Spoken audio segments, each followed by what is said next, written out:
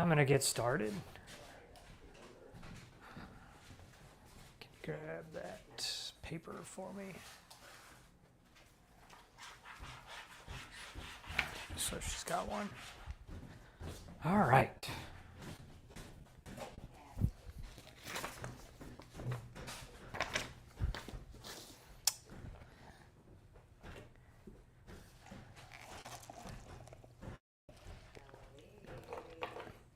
All right. I did do sweet potatoes last year, and I really found out that I like sweet potatoes. They're really good. They're becoming a favorite. All right, we're going to get going. So today we're going to talk all things tomatoes and peppers. Mostly tomatoes because peppers kind of fall in line. Everything for those are, to me, a lot easier. Peppers being a little more nuanced. Through all the core components, starting with types and varieties, making sure that we choose something that is going to be right for the space and the area that we're planting. And we have like whether we're looking for flavorful over high producer, preparation, just general preparation points for prepping your beds or containers or whatever you might be growing in, how to plant them, general care and pests, and then harvesting's pretty simple, but we'll touch on it a little bit at the end. So, first we've got to make sure that we understand what type of tomato that we want to grow. We've got to look at, first and foremost, are we want to grow an heirloom or a hybrid. Heirlooms are going to be more suited for people growing seeds that want to save them, and they're going to produce the same exact produce or fruit every single year. Same goes for peppers. And then we have hybridized seeds, which are going to be two open pollinated varieties that are going to have been cross-pollinated to get the best out of both worlds. So you may get heat tolerance, disease tolerance, maybe resistant against a certain pest. So you're going to get the characteristics that are best from both types of plants in one. The downfall to that is you can't save those seeds and in turn get the same production or fruit every single time. So if you plant those seeds, they're not going to produce the same exact thing as what you got out of it. Next, we need to think about growth habit. We can look at it in two ways. We have what we call indeterminate and determinate. Your indeterminate varieties are going to be vining, so they're going to get really, really tall. They could, if all the conditions are right and you had the way to support them, there's people that have grown them 7, 8, 9, 10 feet tall, probably even taller than that. So it could get extremely large. And the indeterminates are also going to produce over a long period of time. So if you're looking for like long season production where you're not getting everything all at once, the indeterminate is the best option. On the other hand, the determinate is going to be more compact growth. So it's bush-like, not necessarily a bush, but it's not going to get as tall. And you're typically going to get all the fruit set at one time. So everything's going to come on, you're going to get your production, and then it's going to be done. So you kind of got to be ready to handle all the production at one time to do what you're going to do with it, whether you're canning, preserving, versus the indeterminate, you're getting a little bit over an extended period of time. And you can also categorize tomatoes into types, sizes. You have your small, like cherry tomatoes.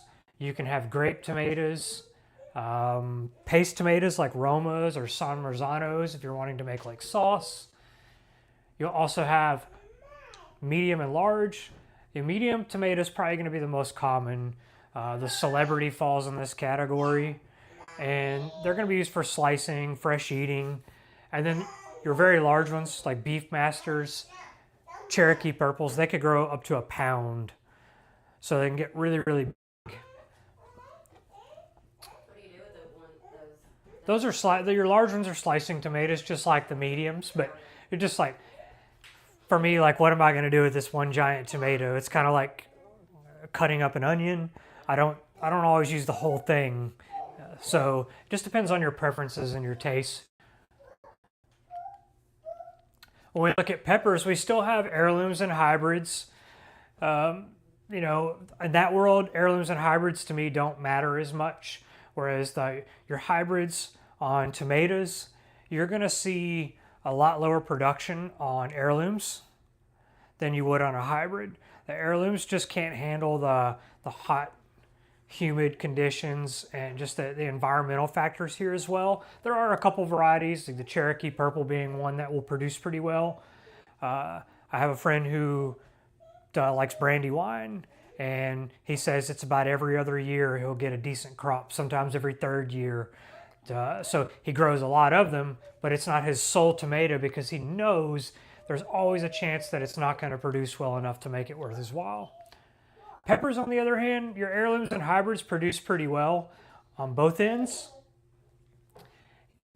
You can get indeterminate and determinate peppers, and it's not going to mostly be looked at as far as like size of the plant like tomatoes, but it's going to be about that extended season. So indeterminate peppers are going to produce and set fruit over a longer period of time, determinates being kind of all at once. And then of course, how hot is it? All the way on the spectrum from not hot to melt your face off hot.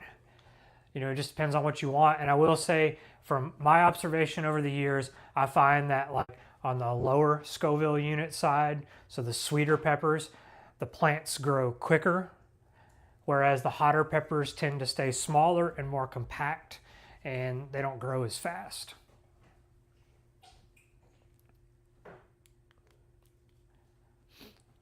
So we'll talk about preparation. So I always talk about soil because soil preparation is the most important thing, because if we don't have nutrients and a decent soil, it's going to be really hard to get a plant that doesn't struggle or have issues along the way. So the first thing that we want to do is make sure in our site selection if we're doing in raised beds, you know, if we're already set up, we've got our location picked out and we kind of have to work with what we have. If we're doing containers, we can move things around and make sure that we have the right sun and light requirements. So when you get ready to plant them, you want to kind of look at where the sun is coming up and what type of day you're getting. If you're getting like morning to midday sun, then your plants are going to be less stressed out. If you're getting mostly like afternoon sun, you're still getting full sun, but it's a lot hotter. The soil is going to dry out faster. There's just going to be a lot more potential environmental factors that are going to make the plant struggle a little more depending on, you know, just your specific place. I always say that if we're going to have a lot of afternoon sun involved, to think about how we might be able to implement a little bit of shade, maybe a shade cloth to block some of that hot afternoon sun. It's going to help keep the plant from drying out, and it's going to keep nutrients more evenly available. Before I get into anything, I always want to check like soil consistency, just taking the soil that we have, squeezing it together and seeing, does it crumble apart? Does it clump together? That's going to tell me a lot about how much moisture is going to hold in it, if it's going to hold excessive moisture. If it's like crusty on top, that might mean it's not going to accept moisture, but I kind of want to see what I have to work with. Do I need to amend the soil before I go planting in it?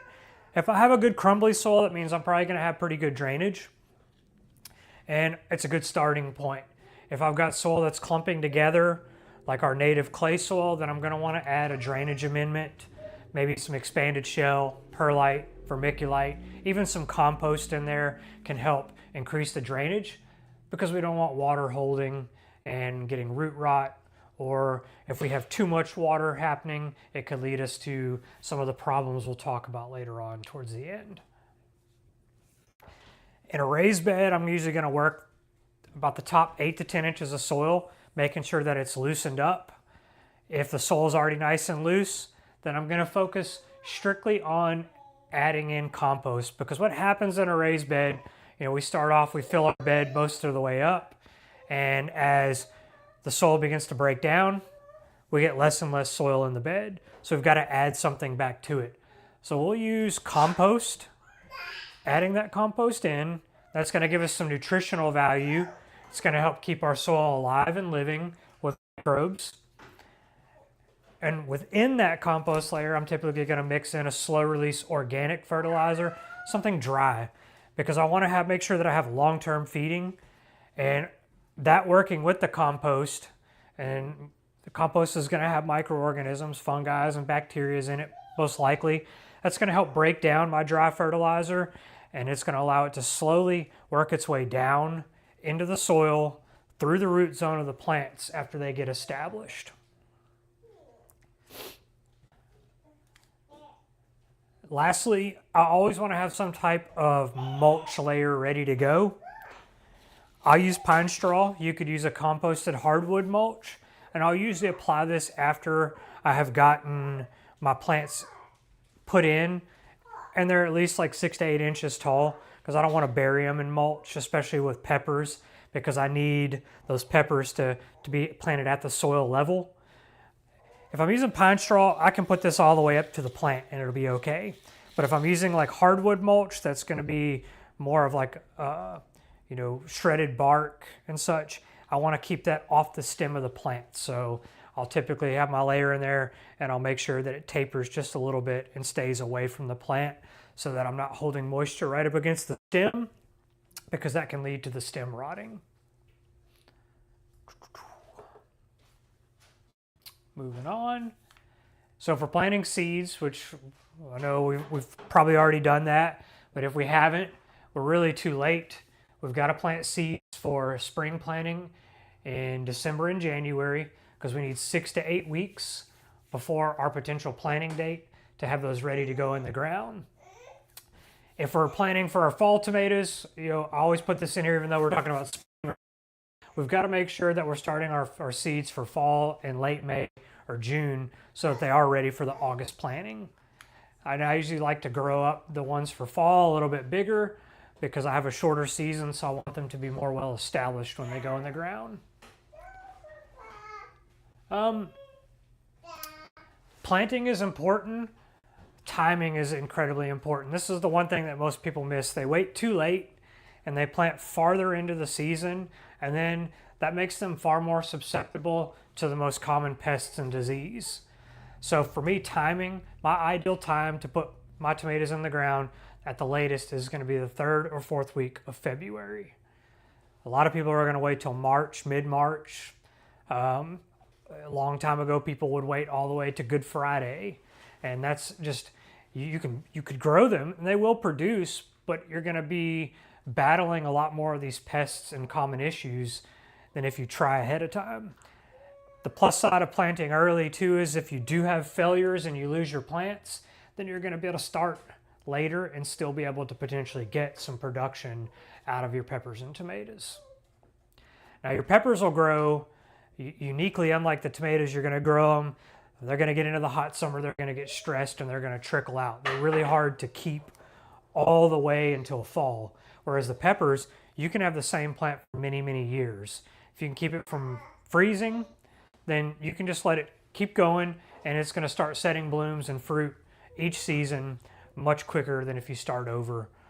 So we try to keep our peppers year round until they just trickle out or the weather gets them. So no matter when we're planting, we ideally want to try to plant on a cloudy day if we can, or maybe in the evening. We're not wanting to throw our plants out there like first thing in the morning and then they get shocked by that hot afternoon sun, because even on a day like today, it's warm outside, but these plants have been in a controlled environment. They've been somewhere different. We've got to harden them off a little bit. So how we'll do that is we'll take like our seedlings that we've started, or if we bought them from a nursery, we'll start putting them out in partial sun in the morning, giving it a little bit of easy sun. It's not hot. Introducing it to the natural sunlight. And then we're going to put them out a little more each day, and we're going to work it up till we have them out in full sun so that they become acclimated. It's kind of like just throwing, if we throw ourselves outside on a freezing cold day or even a hot day and we're not prepared, we're going to be uncomfortable. We're going to worry so much about taking care of ourselves, we're not going to accomplish what we want to accomplish. So if you don't harden your plants off and you just stick them in the ground, they're going to kind of just sit there. They're going to look okay. They'll be fine, but they're not going to focus on growth. They're going to focus on preservation, getting acclimated to the environment. So we like to do that before we put them in the ground. Once we've got them in the ground, or actually before we get to that, like one of the things I always like to point out with your peppers is, I mean, not peppers, tomatoes. If you notice when you're buying tomatoes or if you grow your own seeds, you'll have all the little hairs along the stem. These are opportunities to get a denser, more robust root system and for them to have a sturdier hold in the ground. Usually if I have a taller plant, I'm going to plant it deep. So what we'll end up doing is if we have any low leaves down on the bottom or low branches, we'll cut them off or pinch them off when they're young.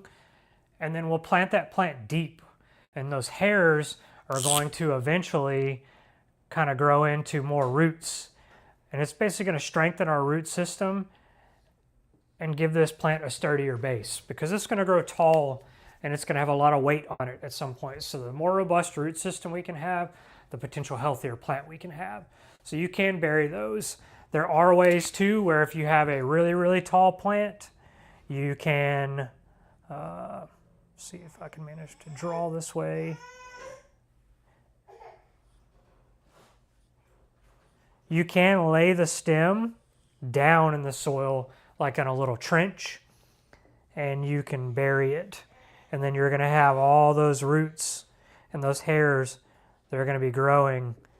And, and then you'll also have your root system here. So you don't have to be scared to bury a tomato plant pretty deep. Now, on the other hand, a pepper plant is not going to have that. Although they're in the same family, they're not going to be able to do that. You've got to plant that pepper plant at the soil level. You don't want to bury that stem because it could rot, especially when it's young and tender. If it's a plant that's become woody and hardened, you could probably bury it a little bit and be okay. But that doesn't really happen until the plant's matured quite a bit. So, moving on.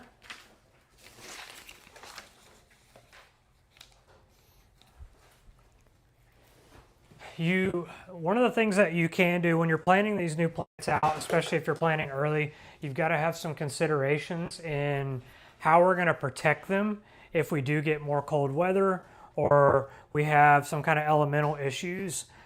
So if we're doing it in a raised bed, one of my favorite ways is to just take some PVC pipe because it's inexpensive and I can bend it to make hoops in my bed that'll allow me to do one of many things. I can use it later on for pest deterrents. I can keep squirrels and birds out of the garden.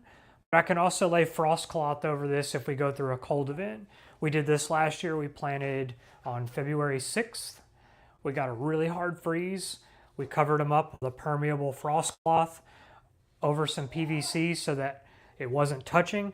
We made sure that our frost cloth laid, we tucked it into the bed and we went up and over, back into the bed, and that allows the heat from the soil to rise up and it gets kind of trapped within that frost cloth and the cover that we have now. And that keeps that air temperature warm. It keeps the leaves happier. It also keeps the soil warm, keeps the root system intact. And it's a way that you can keep those plants in the early planting stage from being frozen or bit by a frost. Last year we lost 1 plant out of 8. And it's pretty successful just by having that simple, inexpensive system. We bought a frost cloth, we got some pipe, bent it over and just shoved it in the soil. Nothing fancy.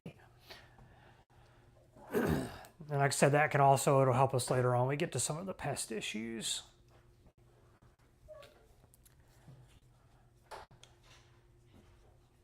Next, we're going to talk a little bit about care.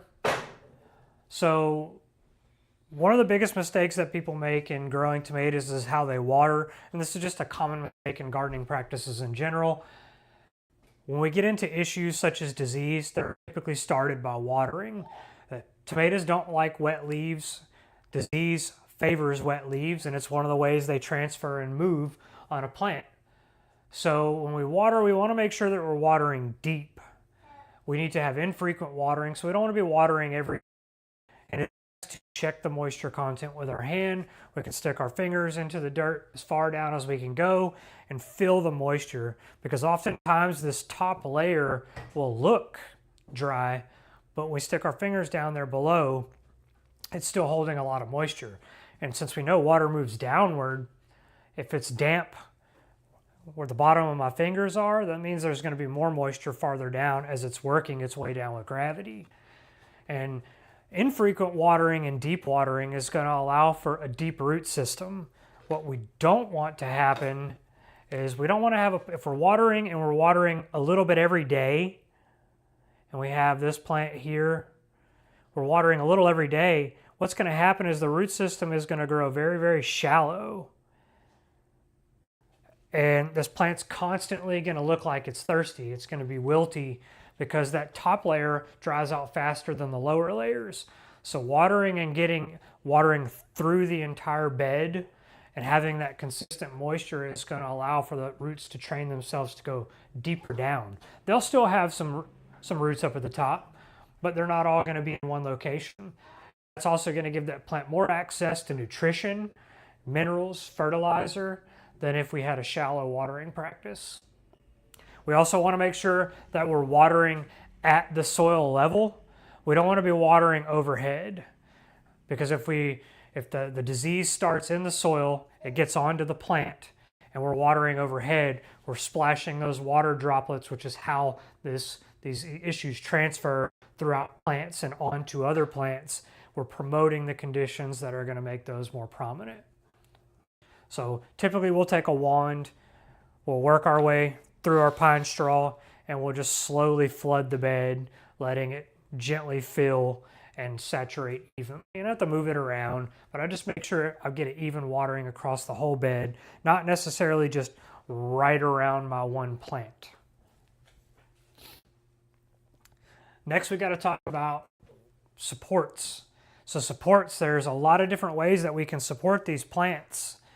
And we circle back to the very first slide talking about indeterminate and determinate. We need to know, one of the reasons why we need to know our growth habit of our plant, because we've got to be prepared to support it. If we have a really tall vine, we're going to have something pretty substantial to support it. A stake or a cage is not necessarily going to be the best option.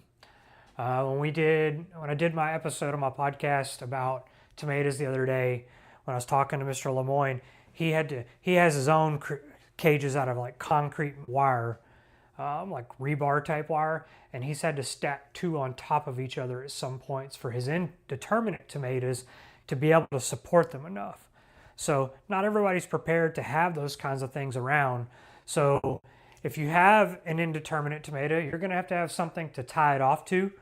There are ways that people do, they'll get T-posts or some kind of stakes, and they'll weave string back and forth to weave the plants up in to allow them to hold them upright and give them the support so they don't break.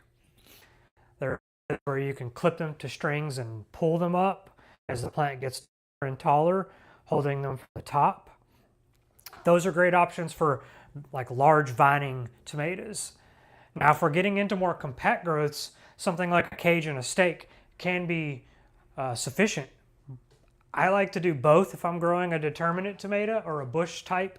I like to use a nice thick stake in the middle where I can tie the main trunk of the plant up onto it. That way I'm not letting it fall over, I'm not wasting my space, it's not growing into everything else. But I also am going to typically want to have something that's going to grow or hold the branches up as they begin to fruit.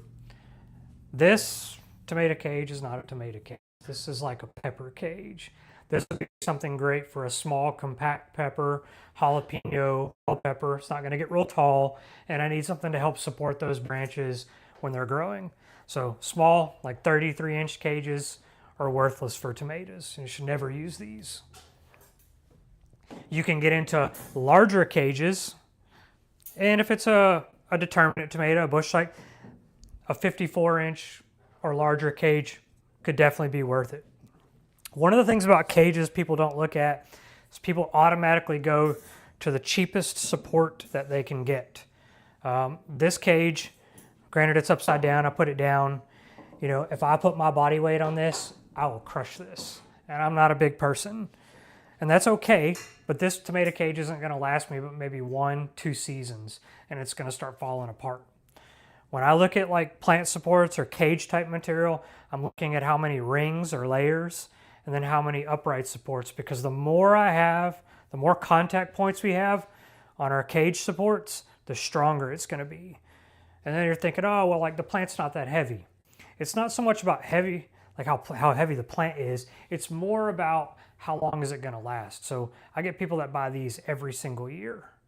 And over a long period of time, they could have bought a better cage one time and had it for the rest of 10, 12 years. I'm using some from I don't even know how long ago, some square cages. You know, this one has more supports. It's stronger. This is gonna last probably twice as long, maybe 3 times as long as the other. When I'm doing tomatoes, I prefer a square cage in most instances because I have the most contact points, and this thing is super stout. I find these easier to work with because they're straight. I can get them on a young plant much easier than the cylindrical type or the cone shape, because if you don't get the cone shape on there early enough, you're going to struggle to get them on, or you won't be able to get them on at all. Some of your squares even come apart where you can wrap them around and then connect them. And these are always collapsible too, which is for people with not a lot of space, perfect for storage. You can fold them up, get them out of the way. The poly cages, these are good. I mean, they're not as sturdy, but overall, I'd prefer this over an economy cage all day long, and it's bigger around, which is good. Also, one thing that I did not touch on, because I'm going to circle back to kind of planting, if you're going to do them in containers, we need to think about pot size. We're looking at, this would be probably okay for a pepper plant, but if you plant your tomato in this, it's too small.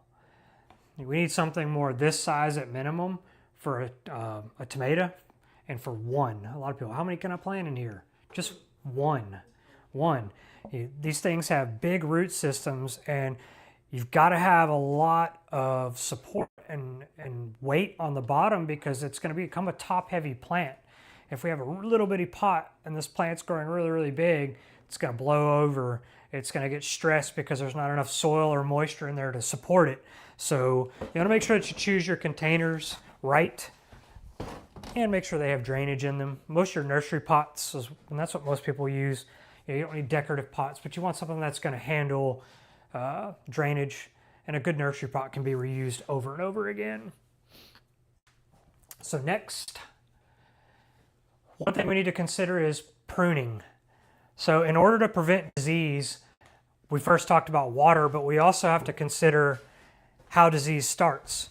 So disease starts at the soil, and as I talked about, it can splash up onto the plant, especially if we're watering overhead, and then it works its way up the plant.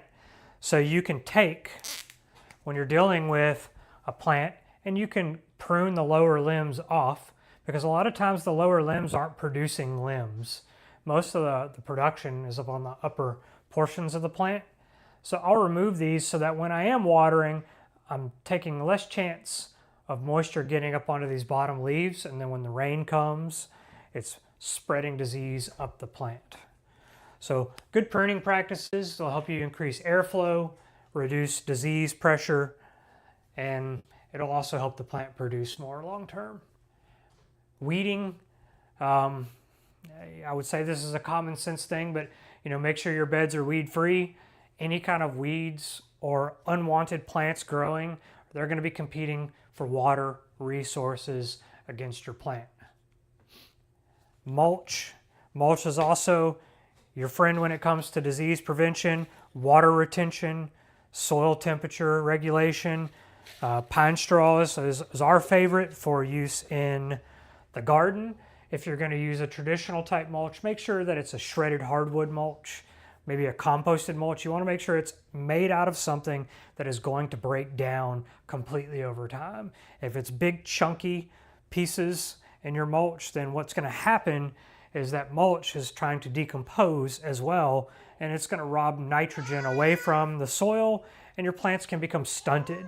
It's a real common problem in garden mixes or mulches that just have too much large organic matter in them. Lastly, in our care regimen, we fertilized in the beginning when we were preparing. We've got our base dry fertilizer in, ideally an organic and a slow release, but we want to have some type of supplemental feeding when the plant begins to start growing, putting on blooms, fruiting. It's going to need more nutrients. I like to use an organic because it's going to be lower in nitrogen. If we supply too much nitrogen when a plant is fruiting, it can actually sometimes can reduce your production. So I've always had really good with a fish emulsion based, and I'll usually mix that up in a watering can. I'll water it at the base of the once every 2-3 weeks, just depending on as I have time. And that's going to help give a nutritional boost into the soil. It's water soluble, so it's going to be very quick acting, whereas a dry has got to be broken down, then brought into the plant. So this is kind of for the now. This is for the long-term soil health. All right, so pests that we might run into. Worms and caterpillars are usually one of the first things people run into right out of the gate, eating the leaves, sometimes boring holes in fruit once it begins to set. We typically have to kind of weigh out the extent of the problem if we're dealing with tomato hornworms, which they are hard to find. They camouflage really well, but they're out night and day. We usually take those and we'll remove them manually from the environment. If we're getting worms that we can't see that are out at night, sometimes we'll go out with a flashlight and we'll try to find and inspect for pests and see if that's what the culprit is and remove them. But if the problem is extensive enough, then we may have to spray with something to help mitigate the problem. And if we're doing that, we'll use BT, which is specifically for worms and caterpillars. But we're always going to use a control as the last option, because all controls have negative consequences. Just because I'm spraying for worms and caterpillars that are damaging my particular crop, anything else that consumes that particular control, whether it's a good or bad worm or caterpillar, could be a pollinator, it doesn't know any different. So even the hornworm turns into a large moth, and it is an excellent pollinator for other things. Next is going to be just varmints, wildlife, squirrels, birds, super common nuisances. Squirrels are the most aggravating. They take a bite out of just one bite and then leave it behind so you can get angry about it. But I think there's a simple solution. If I'm planting early, I have some form of system for protecting against frost or freeze with my simple PVC pipe and my frost cloth. I can keep my pipes. I can take them out if I don't need them anymore. I can put them as I need. If I'm having issues with wildlife, I can put them back and I can cover them with a net, giving the ability for that to stay off the plant so my plants aren't growing through the net, becoming a nuisance. And it allows just an easy way to keep some of the varmints and wildlife out. I always give the example when we started this garden behind the office a year or so ago. The stray cats are always out of control, and I did this exact regimen just to keep the cats out of the bed, because I'd plant seedlings and I'd go out there and they'd have dug right next to them, disturbed them, knocked them over, and start struggling, or it dies. So something as simple as a hoop system can allow you to keep just wildlife out as well.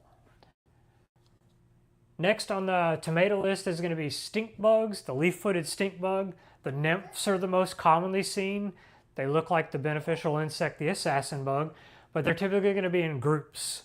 They're kind of like a little gang of orange nymphs, and they're going to sting the fruit, puncturing it, and it can cause the fruit to eventually begin to rot or bubble in that spot. It's the number one pest that people encounter that ruins a crop for tomatoes.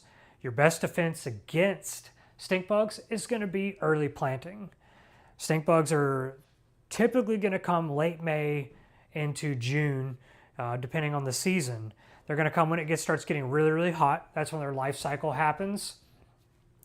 They're a multi-generational insect, so spraying with a chemical control is only kind of a band-aid effect. You have to spray it directly on them.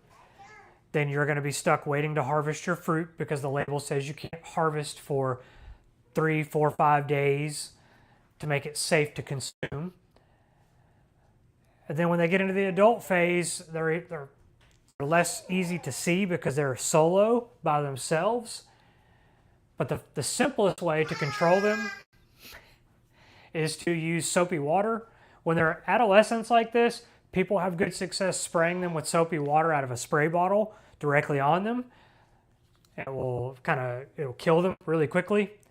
As they get larger, you can knock them off into a bucket of soapy water, and then you can, if none of those options work for you, you don't want to get your hands dirty or get around them, the old inexpensive handheld vacuum, suck them up off the plant, dump them in soapy water to kill them. It's important to kill them because every single one that you remove from the environment is going to decrease the potential amount that's going to come season after season. The more pests that are left behind to overwinter, the more pressure you're going to have in the next season. And pests like the stink bug, there's not anything specific that attracts them to your garden other than they feed off certain things, but there's not a lot I can do to prevent those from coming other than planting accordingly and trying to get an early harvest in. On your peppers, you'll mostly deal with aphids. Aphids being a sap-sucking pest, they're going to feed on sugars from the plant. They're a good indicator that maybe I'm missing something in my soil. While my plant might look like it's doing okay and I don't really see anything wrong, it can be a good indicator that maybe I have some nutritional issues. Maybe there's some minerals or my plant's trying to get something and it's not there. My first instinct when I see aphids is to try doing a little supplemental feeding. I'll use my liquid fertilizer, I'll give it some supplemental feeding, and oftentimes I find when I'm seeing them, I haven't been feeding regularly or supplying extra nutrition as they're putting on fruit, knowing that they're using more resources and that those resources are not infinite in my raised bed. If I don't catch the problem until it's so bad, if I catch it in the beginning, oftentimes feeding helps. Over time, they'll move away. They'll find somewhere that has the type of plant or sugars they need on someone else's plant or in a different spot, not on my peppers. But if I don't notice the problem until it's too late, which is oftentimes the case, a female aphid is born pregnant. They're an asexual insect. So when you start off with a handful and then you go out a week later and they're just all over, it's because they reproduce very rapidly. Then I might have to spray. If spraying is my only choice, I'm going to choose and ideally an oil-based organic neem oil, maybe some kind of organic dormant oil that will smother those insects, and we'll spray them on a 7 to 10 day regimen until we've got it under control. And even if I do have to spray it, I am going to continue to up my feeding and make sure I stay on a regimen because it's going to keep the plant healthier. And plants have immune systems. They have the ability to fend off disease and insects, oftentimes on their own, only if they have what they need though. So some issues that we might run into. The first two, early blight and late blight, are definitely the most common. These tend to happen when it starts getting really warm and it's really damp and the humidity is high. It's one of the reasons why we like to prune off some of the lower branches on the plant, because it's going to increase the airflow through the canopy section of your tomatoes and peppers. Allowing airflow is going to keep it a little drier up top, because moisture is the way that these two diseases move through the plant. So pruning, thinning it out a little bit, having mulch, watering at the soil level, those are easy ways to prevent this from happening. Tobacco mosaic virus, you can get splotching on the leaves. I don't see this too common, but it can be transmitted from tobacco smokers being around plants like this that are susceptible to them. And eventually you'll get lesions on the leaves. I think they'll turn brown. I don't see this too often, but it does exist and it is possible to get here. It's something in the tobacco, I believe, and the smoke, I think, can. Like, I don't allow smoking in our greenhouse because of it. I'm not super savvy on that particular disease because it's not one that I run into customers that come in and they're like, they show me a picture and that's what it is. So, and also a lot of the common varieties that people are planting nowadays, they're hybrids that have disease resistances that help combat their chance of getting that. So again, recapping here, ways to control pests and disease: watering at the soil level, avoiding overhead watering, spacing and pruning for airflow, crop rotation. So if we have the chance to plant tomatoes and peppers in different beds each season and moving them around, this allows for a less chance of disease overwintering or harboring in the soil. Because things like blight, they're not curable with a product, and once they're in the soil, they're as long as they have a host, they're going to continue to stay there, and they can survive without a host and overwinter for a period of time. So if we introduce blight onto a plant, we pull up our tomatoes, get rid of them, and then next year we go back in with the same exact locations or bed, then it's a very good chance we're going to have that same issue again. Also, proper soil food web. By that I mean we're putting in proper nutrition. We're focused on having a diverse soil life. We're putting fertilizers and amendments that benefit microbes, fungi, bacteria, beneficial nematodes. Keeping in mind that soil is a living thing. It's not just dirt. Last two issues that we'll touch on: blossom end rot. Blossom end rot comes most of the time from watering practices or a really wet or a really dry season.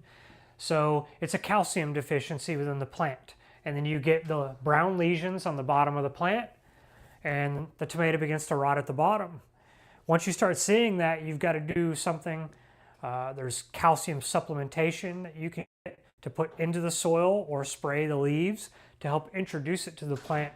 So as it continues to set fruit, your new tomatoes don't get that. You can get blossom end rot on a pepper as well. The biggest trick to controlling it yourself is you're 9 times out of 10, if you're using an organic or a good quality fertilizer, you're gonna have some calcium built into that. But if you're overwatering, then the calcium is gonna be outside the root zone. You're washing it out. If we're getting a really, really wet season, the calcium is washed out of the root zone. So it's not available to the plant. In a really dry season, or you're not watering enough, the soil is dry, the calcium isn't accessible. It means it can't absorb it because it's not soluble. So oftentimes our watering practices are one of the reasons why we see blossom end rot. We're either watering too frequently and not deep enough, or we're just not watering enough. Lastly, blossom drop. Blossom drop usually, if it's happening within the time frame where tomatoes and peppers are going to be setting, it could just be that the plant it just can't handle as many blossoms that are on there. You can get what they call blossom set, which helps set the blooms onto the plant long enough for the fruit to begin to develop. It's just like it's an enzyme, and you can spray it all around the foliage and the bloom. I don't see too many problems with that nowadays as people have changed their practices. But the number one reason why you're going to get blossom drop on tomatoes and peppers, it's really going to come down to your timing in the season. If you wait too late and you plant, you're only going to set fruit when about the nighttime temperatures are 75 degrees and below. If it's too warm, and at that point, usually the humidity is really high. Tomato is a self-pollinating plant. It doesn't rely on bees to pollinate the flower to set the fruit. And humidity makes that pollen sticky. And when it's sticky, it's not going to drip into the flower, and it's not going to pollinate. So a lot of times when you see blossoms, they're shriveling up and they're not setting fruit and they're dropping off. We see that happen a lot when people waited too long to plant, and now the environment and the temperatures are too high and you're not going to get anything. So it's another reason why we always recommend trying to plant early if you can, so that you get plenty of bloom set and production and you don't lose out. If you wait late March, April, it's going to be a gamble as to whether or not it's depending on what the year is going to be like, what are the temperatures going to be like, how long it takes for those nighttime temps to climb up to that. Comes to harvesting, tomatoes is going to tell you right out of the gate when it's red or it's, that orangey red, mostly all the way, then it's time. If it's nice deep red without being shriveled, it's just right. A vine ripened tomato is always going to be the best tasting, the most nutritious. But sometimes if we have outside variables, pests, disease, wildlife, we might need to pick them as they begin to blush. So you're getting a little bit of red, a little bit of pink starting to set onto the green tomato. You can pick them and you can set them out in an open area and they'll ripen indoors. Peppers, peppers are pretty easy. Most of your peppers are always going to start off green. If you're starting to see like a green bell pepper or a jalapeno turn colors, you're probably waiting a little too long. You can also, some people also don't know what corking is. Corking is whenever you get a pepper and it starts to get like almost like cracks. They're like little, looks like they look kind of like a cork. It's just little striated lines, and that's not a bad thing. Some peppers, that's just part of the way they age. You pick them whenever they're firm, they're to about the right size. Sometimes they don't grow as big as you want them to, but you can pick them when they're firm and they're at the size that you want them to. If they're starting to turn colors or shrivel, obviously you're waiting too long. So it's just you just gotta, because every pepper, every tomato is different as far as the time frame. So you just gotta watch, pay attention to what's happening, because peppers, you can go out there and I can be picking a bunch every single week off the same plant. And they're all on there at the same time, but certain ones are ready faster than others. And that is my spiel for today. Thanks. Questions today? I think